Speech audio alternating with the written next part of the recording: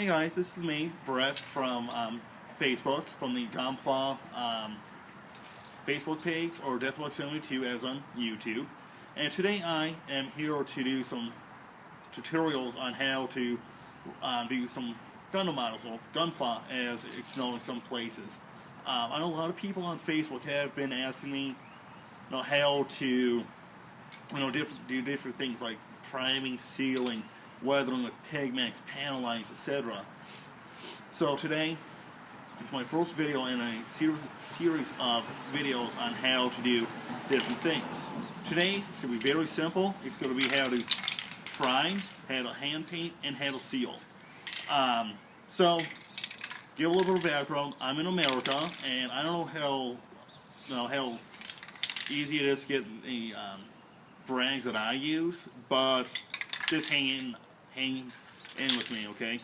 So, first thing you have to do is you have to assemble the models and sand them and do all that fun stuff. The next thing you have to do is, before you do any spraying, you wash the models. And what I do is I just rinse it underneath some water for a little bit, then let it air dry, so that we'll get all the dust and all the other junk out of the crevices.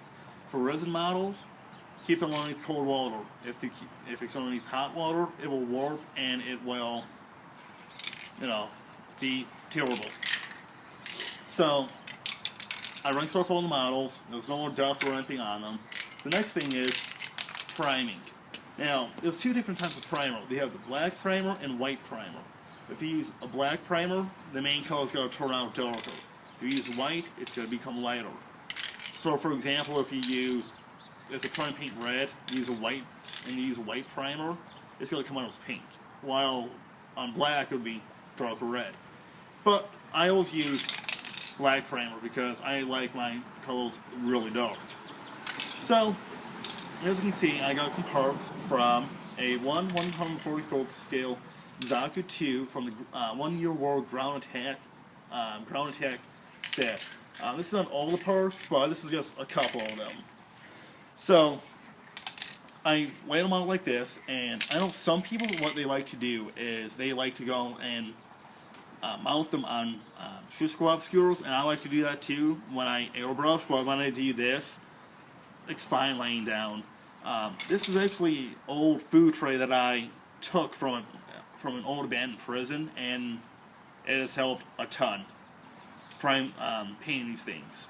So, the first thing to do is the next thing to do is to get the panel primer, which I have the Privateer Press P3 primer. It's really easy to find in America. It's $10 a can.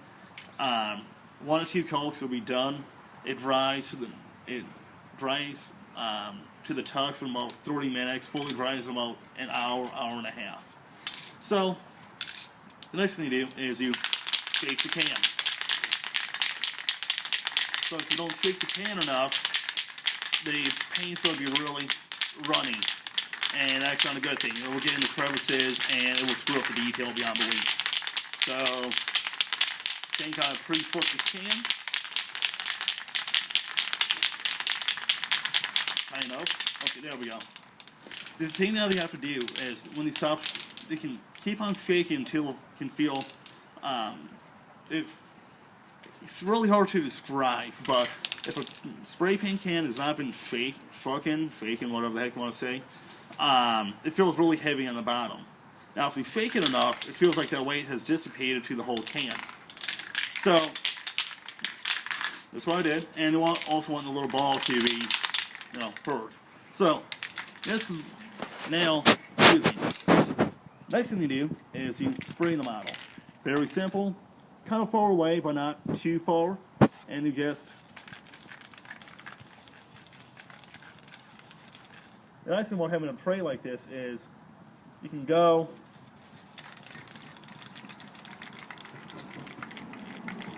from different angles. Keep on shaking the can once in a while to keep the paint nice and thin. Try to do just like an oil painting. Try to do really thin coats. It's much better to do a couple thin coats than doing one big thick coat. Because with the thick coat, it will screw up the details.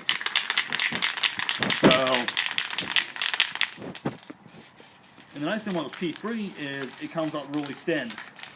So sometimes it can only use, one coat per side, which is awesome.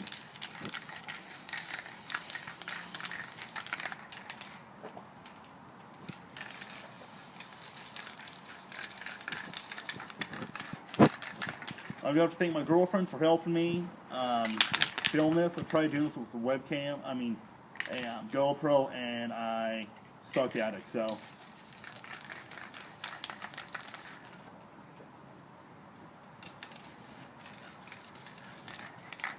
So, that's basically kill one. I'm going to let this dry for a good, couple of minutes before I do a second coat.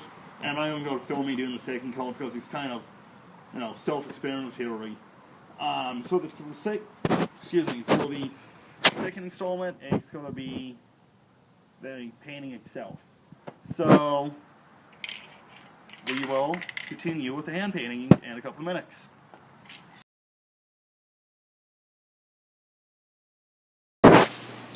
So, now the parts have been primed, and the primed parts have dried.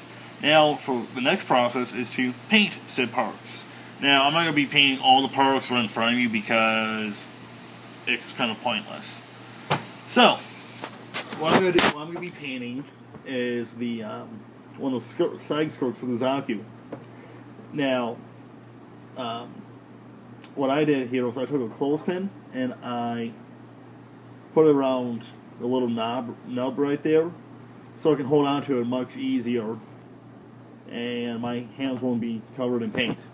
Now, with me, what I do is I have two separate.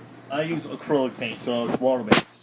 So because of that, I need I wash out the paint with water. Now, because I use metallic paint and I use non-metallic paint, I have two separate cups of water and two separate kinds of paint brushes. One cup is for metallic paint, when I rinse off the paintbrush with the metallic paint. The other one's for non-metallic paint. And for the paintbrushes, I use two different kinds. One kind is for metallic paint, the other one's for non-metallic paint, because you don't want the metallic paint to get into the non-metallic paint. So it separates and make it easy and whatnot. So, now, the big question everybody's been asking is, what kind of paint do I use? Well, I use, actually, hold on one quick second. Got to get this. This is not all my paint, but I use Model Color by, I can't pronounce these guys, Ojito, something like that. I'm not Spanish. And I use Games Workshop paint. They're both acrylic, they're really cheap. The nice thing about the GW paint is it's cheap, I can get it on discount, and the legs stay back, and they have a nice little thing right there. And the thing I super love about the Halo paint is it's like a little eyedropper, so they can control the amount of paint that comes out. And on that note, the next thing we have to talk about is thinning paint. Now I know a lot of people think that they can just take the paint it straight on, it will be fine. No. Don't do that unless you want a big thick coat of paint, and it will screw up the details. So what I do is I take, this is my little thing of paint that I have throughout the years, and I have a little thimble of water, and I have an eyedropper. And I go and I, take some water out, and I put a nice little drop of water on there. You can't really see it.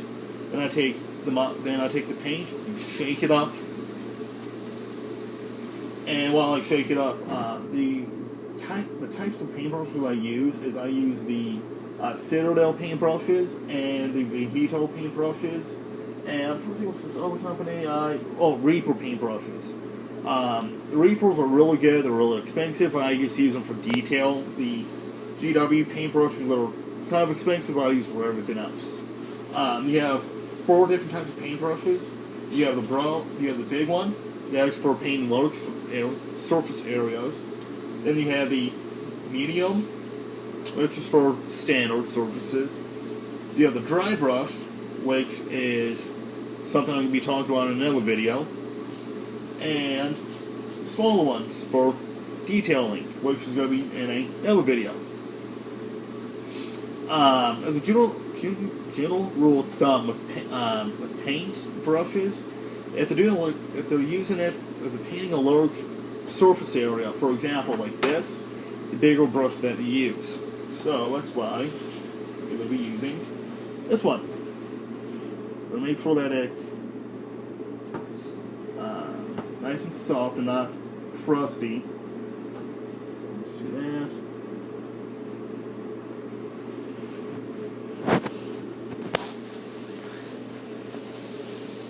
Now, shake up the paint. Water to it. Probably like a 3-to-1 ratio of paint and water. And I just use like an old little piece of sprue and I just mix up the water and the paint.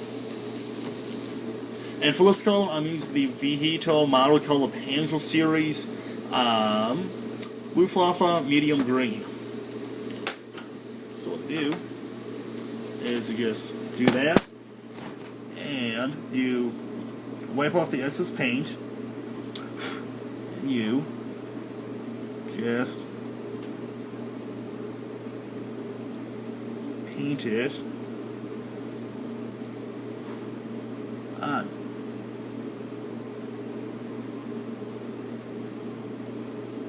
There we go, just like that.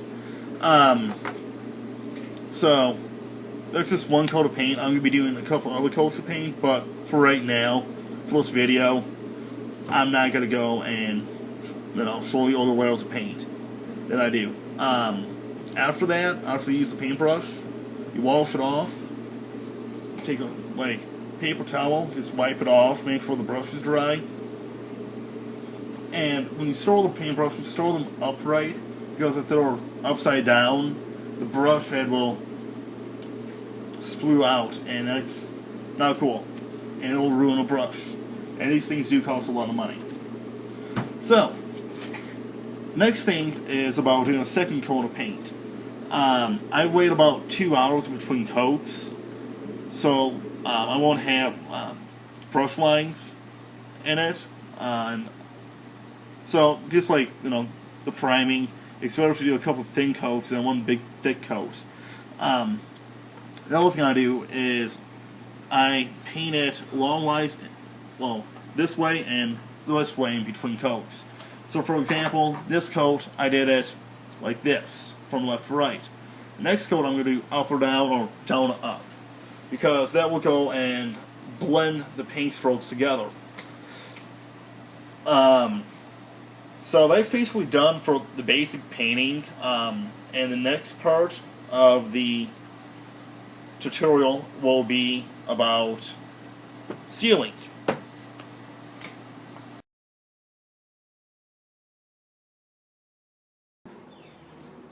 So, after the painting is done, now it's time to do the sealing. Now, I know some Gundam models, this is my 40K models, but I want to get these guys sealed, and I don't have any Gundam models to get sealed right now, so deal with it if they don't like this. So, why should these seal? A lot of people have been asking. Very simple. It dulls the overall color, so it will look less like a toy and will look more realistic. Also, if you use weathering pigments, it will also keep the pigments onto the model. And for the decals, when used with decal sealant, it will make the decals. It's very, very hard for the decals to be rubbed off when touched. I don't know how barrel plastic looks like when it's sealed, so I have no clue. But what I use is the Tester's all-purpose dull coat. They can get it for like $5.20 at a lot of hobby stores or craft stores. Yet again, for the people overseas, I don't know. I know Tamiya makes some stuff, and some other companies use some stuff, but you know, I don't use that stuff. So anyway, so as you can see, I got 3 painted models fully done, and it's time to go and seal. Big thing with this is you have to make sure that it's fully shaken. If not, it's going to screw up the models. And trust me, these guys are a bitch to paint, to say the least. These guys are about 7 hours to get completely painted each. So, okay, so make it nice and easy. Even though we got like a ton of these guys ready to get sealed, I'm only going to do a couple because I can go and snipe into the little crevices and whatnot at all angles. Make sure everything's spread out. Also, like what I said, get this really shaken, whatever the heck you want to say proper English. And just like the primer and painting, don't do one big thick coat. Just do a couple light coats. And what I do is I usually wait 6 hours in between coats, as a just in case. So shake the can, shake the can, shake the can, and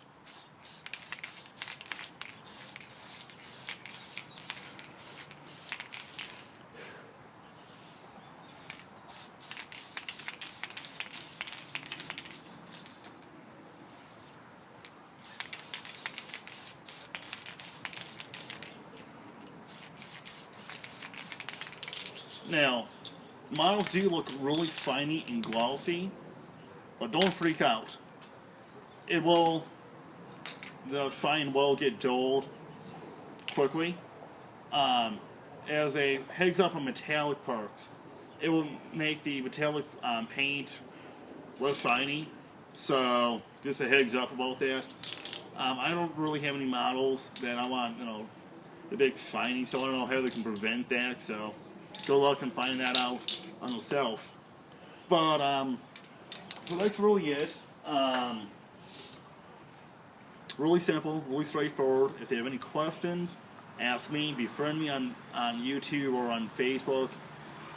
I will gladly answer any questions you have. There's no such thing as a stupid question if they ask me. Well, I can think of a couple, but anyway, so that's part 1, and the next part, I don't know what it's going to be. It might be weathering, it might be panel lining, it might do decals, but I'm always open to suggestions, so till then, have fun.